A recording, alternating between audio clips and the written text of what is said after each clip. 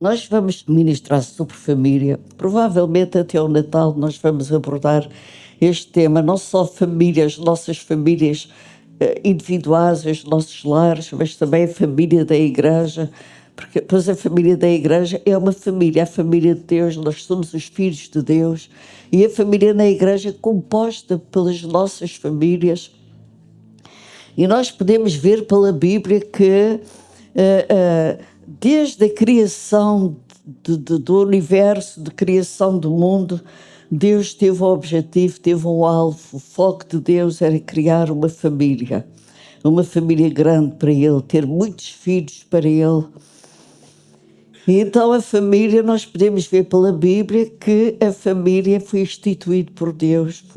Deus foi o fundador da família e é Ele que regulamenta, se nós permitirmos, as nossas famílias. Vimos que Deus criou o homem, vamos ver, e eu não vou gastar muito tempo neste processo, nesta parte inicial da criação do homem, mas Deus criou o homem à sua imagem e semelhança. Nós vamos ver aqui na Bíblia, Gênesis capítulo 2, versículo 18 e 19. Vocês acreditam, depois daquela caminhada eu não estou nada cansada? Só pode ser Deus, não é? É maravilhoso. Deus é mesmo. Olha, se eu não tivesse Deus, não tinha nada. Então aqui diz assim: então declarou o Senhor Deus, não é bom que o ser humano viva sem a companhia de um semelhante. Esta tradução é diferente. Então eu vou ler daqui. E disse o Senhor Deus, não é bom que o homem esteja só. Far-lhe-ei uma adjutora, ou seja, far-lhe-ei uma auxiliadora, uma ajudadora. E nós às vezes ouvimos aqui que a palavra ajudar parece que é algo que foi dado por acréscimo, mas de facto ajudar um projeto ou uma causa que seja valiosa, preciosa, é um bem maior ajudar. Está bem? Então não é algo menor, mas é algo que faz parte daquela causa. Então Deus viu que criou Adão. Podemos ver que no início toda a humanidade estava num homem só. E isto dava aqui muito pano para mangas, mas eu quero adiantar. Toda a humanidade estava em Adão. De facto, quando Deus criou Adão, Ele já criou nele o espaço para a Eva. Portanto, não foi nada que Deus criasse naquele momento. Já criou, quando criou Adão, já criou o espaço para a Eva. E a Bíblia diz que a Eva foi tirada, que Deus tirou a mulher de uma costela de Adão. E não tirou só osso, mas tirou carne também. Por isso que a Bíblia diz que é osso dos meus ossos e carne da minha carne. Então, isto mostra-nos que quando Deus tirou a mulher de Adão, eu costumo dizer que foi a primeira cirurgia que houve no mundo, penso eu, com uma anestesia especial que foi dada por Deus, não é? Para ele não sentir dor. Quando Deus criou a mulher para fazer companhia a Adão, não foi para que ela fosse alguém inferior. Alô? Mas para que ela, como às vezes nós vemos casais que ele vai à frente, ela vai atrás, não. Também não tem mal nenhum, uma questão de pedalar, de andar. Mas quando Deus tirou a mulher de Adão, tirou do lado dele, ou seja, tirou a companheira da costela de Adão, juntamente com a carne, para quê? Para que ela andasse ao lado dele, não para que fosse inferior a ele, não para que andasse atrás dele, mas para que andasse ao lado dele. Então vemos que Deus teve o cuidado de trazer igualdade à mulher. Ou seja, Alex, pode chegar aqui, como hoje estás de fato e gravata, essa pessoa é indicada para vir aqui, está bem? Então imagino que Deus tirou-me, não tirou nada, pronto, aqui do pastor Alex, fazíamos de conta que essa pessoa sou eu, é só para simplificar ou simbolizar, e quando me tirou da costela dele, colocou-me assim, lado a lado. Então, é assim que os casais devem viver, lado a lado. Não, o homem, o facto de ser cabeça do lar, não quer dizer que é superior à mulher. Estão em posição de igualdade. Agora, no casal, o que acontece é que tem funções diferentes. Ele tem a função de ser a cabeça do lar e eu tenho a função de me adaptar a ele conforme a Bíblia diz. Certo? Agora, quando a Bíblia diz, e quero que isto fique muito bem claro, porque a igreja não é composta de homens machistas. Amém? Isso tem que acabar, definitivamente. Quando Deus criou o homem, como? Vamos dar um exemplo aqui. O Alex, a minha cabeça, ele quer dizer, nós podemos ver em Efésios capítulo 5, a partir do versículo 22, que ele, ao ser minha cabeça, ele tem que me liderar. Uma vez que ele é a cabeça do lar, ele vai ter que tomar decisões como cabeça do lar. Mas ao tomar essas decisões, ao lidar comigo como sua esposa, ele tem que fazer como Cristo faz com a igreja, com amor. Pensando não no bem-estar dele, mas ouça o que estou a dizer, mas no bem-estar da esposa e da família. O homem foi dado para cuidar da família, vou dizer mais, para a responsabilidade de sustentar o lar é do homem, de facto. É em primeiro lugar. Não quer dizer que a mulher não trabalhe para cooperar. Pode trabalhar e deve trabalhar e cooperar. Então, é bom nós entendermos isto. Nós somos diferentes.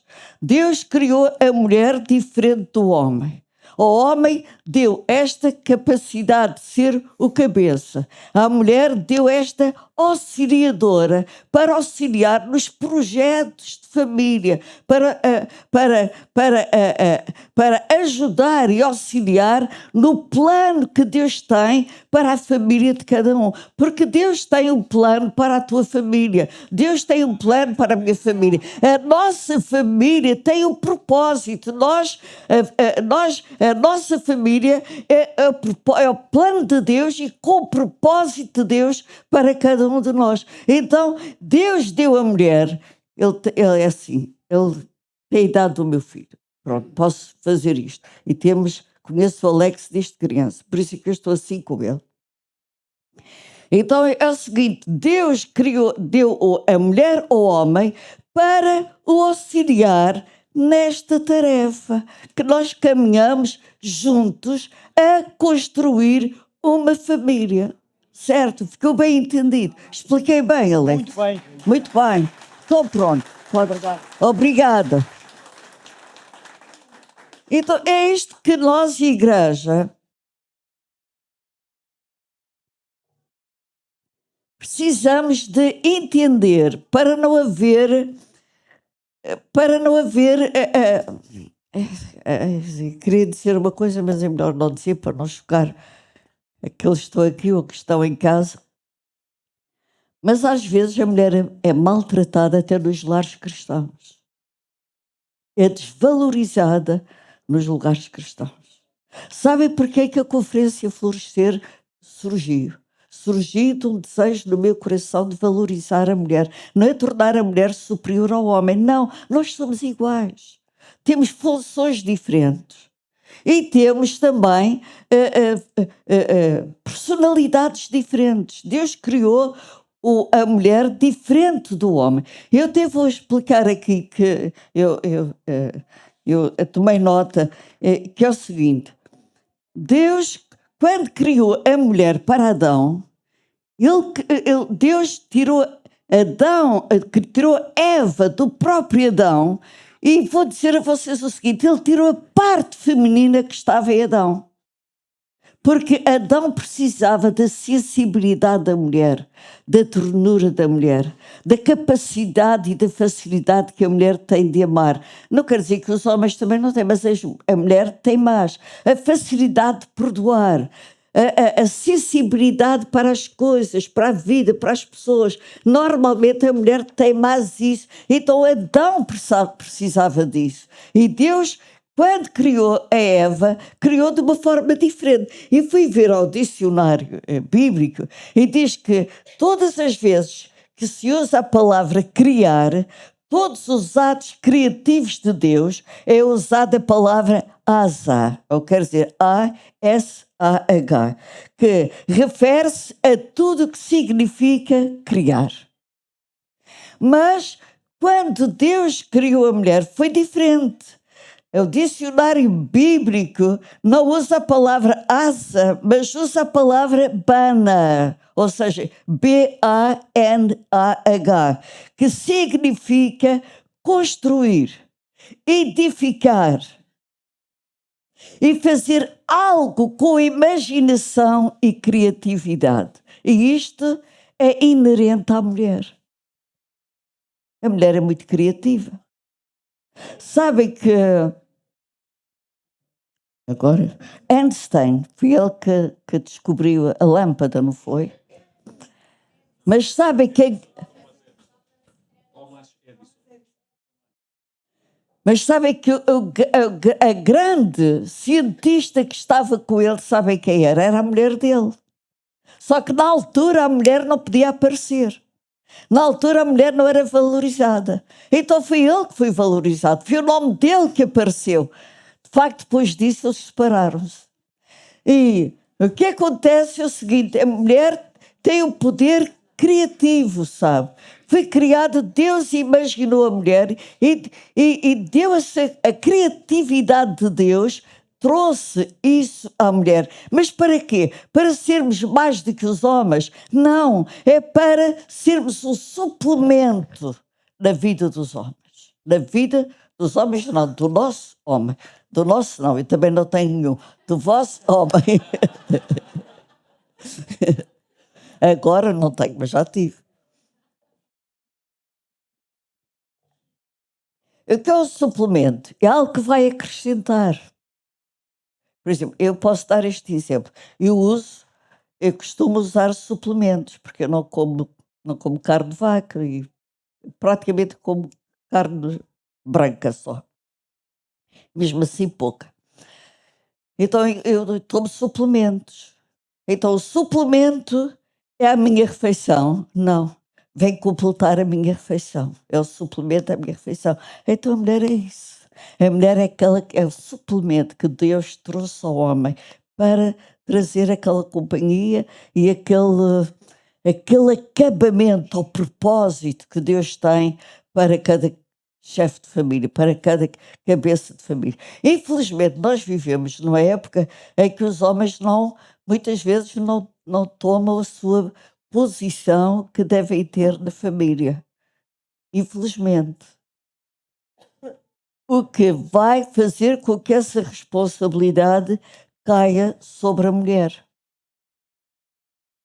Mas quando a mulher toma a responsabilidade, porque o homem não tomou, ou o marido não tomou, toda a gente diz o seguinte: lá em casa quem veste as calças é ela. Quer dizer, quem manda é ela. Mas ela manda porquê? Ela manda porque tem um marido que é banana.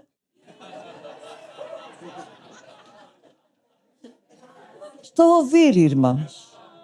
Eu estou a ser real, irmãos.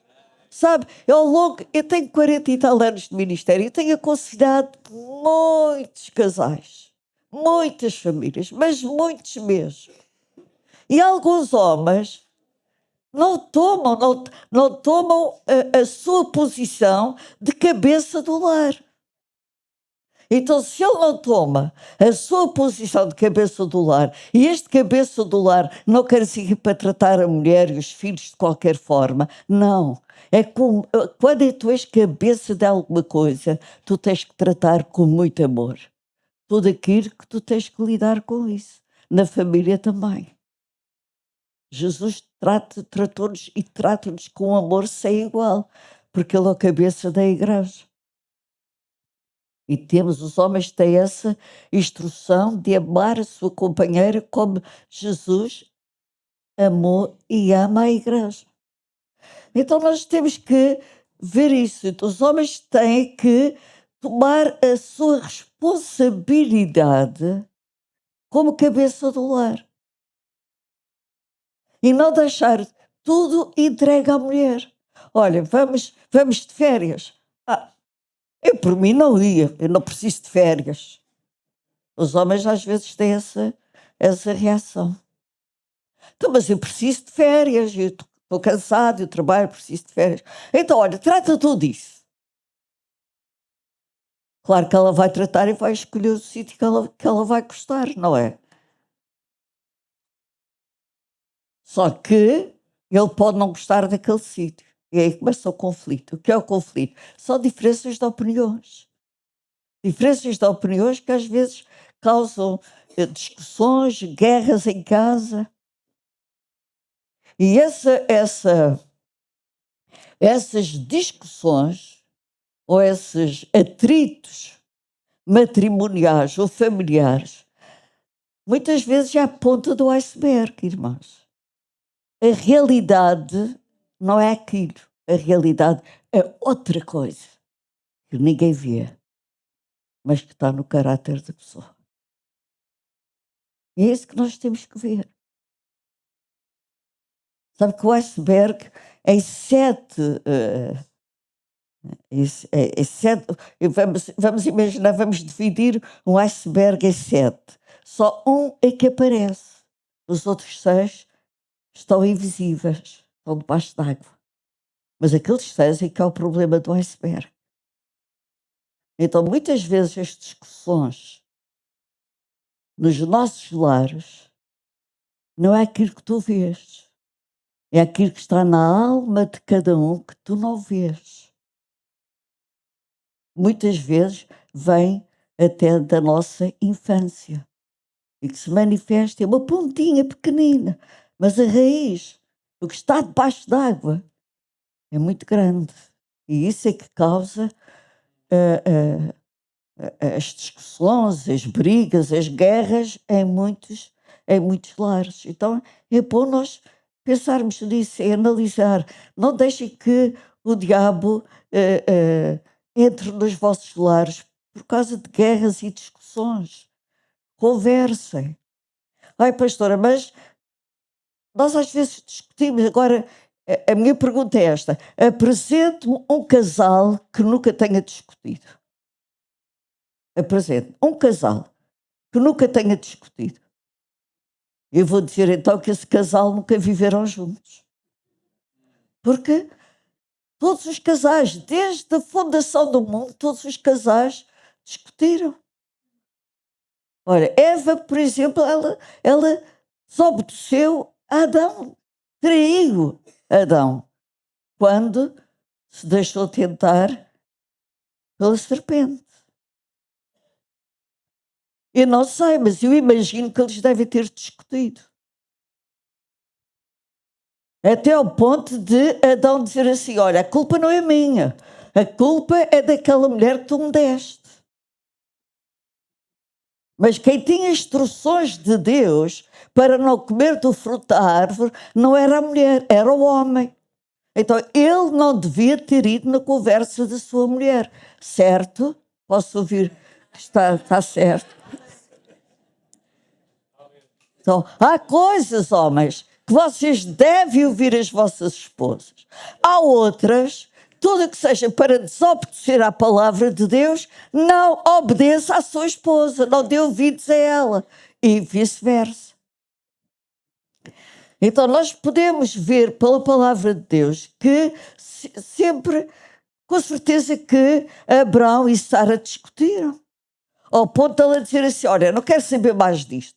A promessa está a demorar tantos anos, pega na minha serva, faz no filho e ficamos todos felizes. Não é? Que é Agar. Eu estou a abreviar a história porque toda a gente conhece a história. E Abraão foi na conversa. Mas com certeza que Sara já tinha picado a cabeça muito. E eu quero o filho, eu quero o filho, eu quero o filho, eu quero o filho, quero o filho. E a promessa, e Deus prometeu, mas ele não cumpriu. Deus prometeu e não cumpriu, Deus prometeu e não fez. Até que disse, olha, faz o filho a Agar, pá. Ficamos todos felizes. E Abraão foi na conversa da mulher. E hoje, muitos milhares de anos depois, ainda sofremos as consequências de Abraão ter dado ouvidos a Sara e ter feito o filho a Agar. Por isso é que temos a guerra no Médio Oriente, por exemplo. Mas eu não vou entrar por aí que eu não percebo nada de política. Vamos andar. Então vamos ver. Já não tenho muito tempo, mas... Então vemos assim. Nós temos uma expressão em português, quando alguém se vai casar, sobretudo para os homens, eles dizem, olha, aquele vai se enforcar. Quem é que já ouviu? Os irmãos brasileiros, se calhar não... É, não é? Olha, aquele enforcou-se, aquele vai se enforcar, ou seja, é pôr uma corda ao pescoço. O significado disso é que ele vai pôr uma corda ao pescoço e vai ficar amarrado à esposa. Mas é o significado de casamento em português, sabem disso? Um dos significados é assim um bocado triste. Mas em hebraico, na linguagem bíblica, o casamento não é isso. O casamento é partilhar uma aliança que dois tenham feito. Não tem nada a ver com enforcar-se, irmãos. Tem a ver com partilha e com amor. O amor partilha, o amor dá. O homem dá à sua esposa, a esposa dá ao seu marido. Então é um partilhar de vida, é um partilhar de aliança, porque o casamento é uma aliança, irmãos. É uma aliança feita entre duas pessoas. A aliança é algo que é feito do coração, do coração. Aliás, no início, as pessoas não casavam como hoje casam. Não havia documentos assinados. Era uma aliança verbal feita entre o marido e a mulher e as famílias. Então, porquê é que agora tornou-se assim o casamento? Porquê é que temos o casamento no registro civil? E a pessoa só é considerada casada, legalmente casada, se passar pelo registro civil. Foi para assegurar os direitos do casal, sobretudo os direitos da mulher. Porque a mulher, quando havia os homens tratavam as mulheres como se fossem nada. Isto foi feito porque, irmãos, nós podemos ver em Mateus, vamos abrir então em Mateus capítulo 19, versículo 4 e 5. Eles já vão pôr.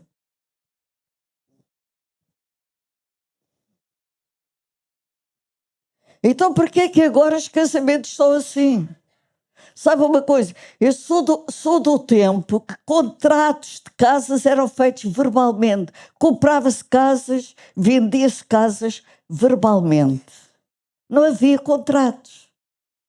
Quando eu era miúda ainda era assim. Por isso é que nós temos tido... Nós não, que eu renunciei à minha herança. Eu renunciei à minha herança, mas a minha sobrinha tem tido um trabalhão incrível, porque a casa ainda está no nome do meu avô. Portanto, porque aquilo era tudo verbal. Então, o casamento foi feito, passou a ser feito com assinatura, feito no registro civil, para assegurar os direitos da mulher. Para que a mulher pudesse ter direitos. E por que é que isso aconteceu? Sabe, nós vemos aqui Jesus, perguntaram a Jesus, ele porém respondendo, perguntaram a Jesus, mas por que é que Moisés deu carta de divórcio? E ele diz, porém respondendo disse, não tendes lido que no princípio o Criador os fez macho e fêmea? Seguinte, faz favor, 5. E disse, portanto, deixará o homem pai e mãe, e se unirá à sua mulher, e serão dois numa só carne. 6. Assim não são mais dois, mas uma só carne. Portanto, o que Deus ajuntou, não separa o homem. 7. Disseram a eles, então, porque mandou Moisés dar-lhe carta de divórcio e repudiá-la?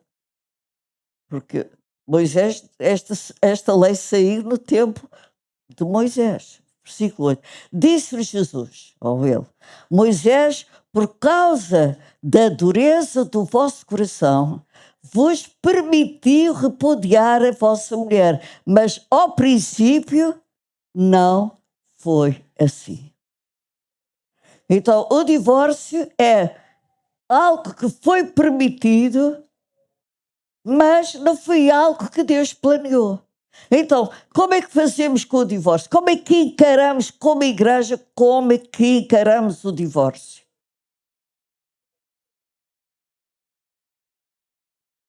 Está toda a gente a olhar. E vocês estão à espera que eu responda, não é? O divórcio, sobretudo para nós cristãos, é um mal a ser evitado. E como é que nós podemos evitar um divórcio? Se nós trabalharmos o nosso casamento.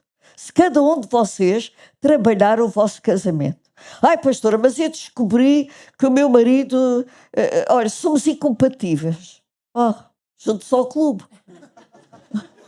O meu também não era compatível. E para dizer a verdade, não há casais compatíveis. Mas ele não me completa, pastora. Esperava alguém que me viesse completar, mas o marido e a esposa não veio para completar, porque tu já és completo. Tu não és completo porque tens um marido, ou tu não és completo, Alex, porque tens uma esposa. Tu és completo. Guerreiro, Deus criou-te completo. Fernanda, tu foste criada completa. Mas eu sempre ouvi dizer que era para completar o marido, completava a mulher. Não, já disse isso no início. É para acrescentar, é para partilhar, é para acrescentar coisas boas um ao outro. O marido e a esposa devem trabalhar o seu casamento de forma que sejam bênção um para o outro. Traga alegria um ao outro. Quando tiverem que discutir, discutam à vontade.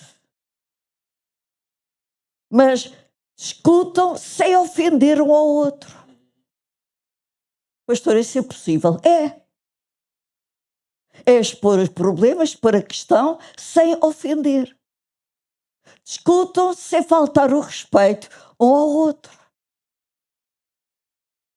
Discutam sem apontar os defeitos, as vulnerabilidades um do outro, as fraquezas um do outro. Estou a pregar bem? Lá em casa estou a pregar bem? Eles não respondem. Respondem, mas nós não ouvimos. Então, mas isto é verdade. Nós podemos ainda ver em 1 Coríntios capítulo 11, versículo 11 e 12.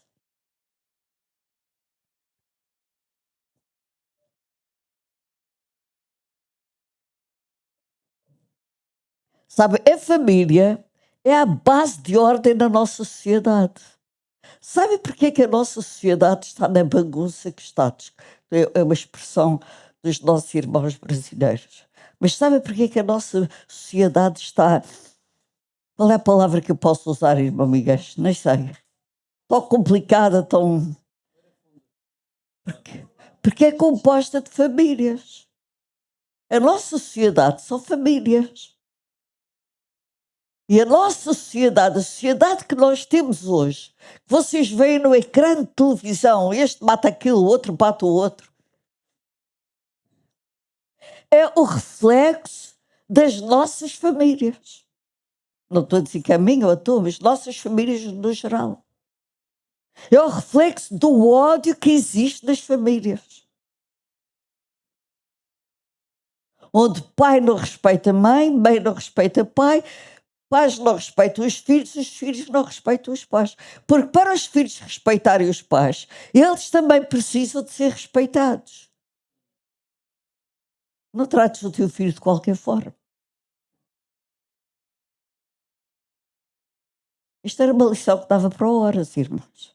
É uma mensagem que dava para durar aqui o dia todo.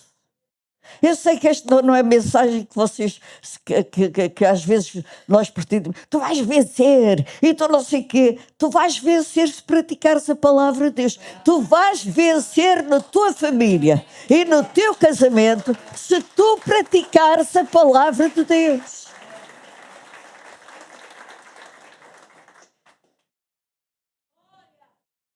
É isso, glória. Vá, 1 Coríntios, capítulo 11, 11.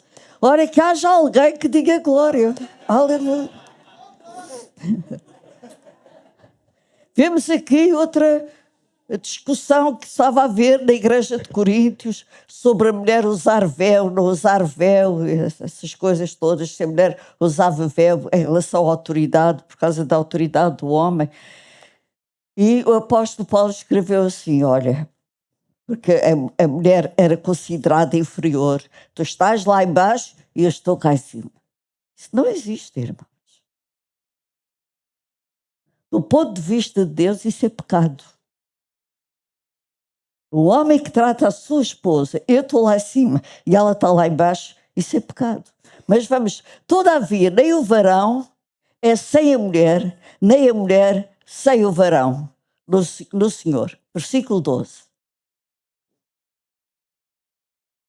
Porque como a mulher provém do varão, ou seja, do homem, assim também o varão provém da mulher.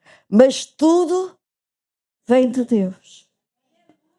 Ou seja, nós mulheres viemos do homem, mas o homem veio da mulher. Então, olha, estamos ao mesmo nível, porque tudo veio de Deus. Estou quase a terminar. Eu tenho que saltar aqui algumas coisas. E é assim, nós temos um Deus muito bom, sabe? Temos mesmo um Deus muito bom. E as suas misericórdias, é por causa das suas misericórdias que nós não somos consumidos. É por causa das suas misericórdias que nós estamos aqui. De outra forma, não estaríamos. Então vemos. Agora, o que é que o homem e a mulher esperam um do outro? Esta é a parte prática que eu estou a dar a vocês. O que o homem e a mulher aspiram no casamento é sentir que tem o primeiro lugar na vida do outro. O que uma mulher deseja, ou que um marido deseja, é saber que tem o primeiro lugar na vida do outro. Irmão Miguel, chega aqui. Só para dar um exemplo. E a Helena também. É para dar um exemplo. É com exemplos a gente percebe melhor, sabe? É para não ser eu outra vez o Alex. O que a Helena e o irmão Miguel aspiram é que... Não. O que a Helena mais deseja é que ela tenha o primeiro lugar no coração do seu marido. Que ela sabe que não há ninguém mais do que ela no coração dela, a não ser Jesus. E o que o meu querido irmão Miguel deseja é a mesma coisa. É que A Helena, é que a Helena tenha ele em primeiro lugar na sua vida. Isto é que nós mais desejamos. Amém. Obrigada. Eu estou a dar estes exemplos. Vocês estão a gostar da mensagem? Oh, isto não é para muitos aplausos, mas é para nós interiorizarmos. E esta minha mensagem também não tem o objetivo da mulher ser dominadora. Não, a mulher não pode dominar o marido. Não pode, nem deve. Nem o marido dominar a mulher. Cada um tem a sua personalidade. Eles amam-se em liberdade de expressão. Isto é muito importante. É verdade. Não é verdade, irmão? É. Segundo, o que é que o casal deseja para eles? É estar seguro que sempre pode contar com o apoio do outro.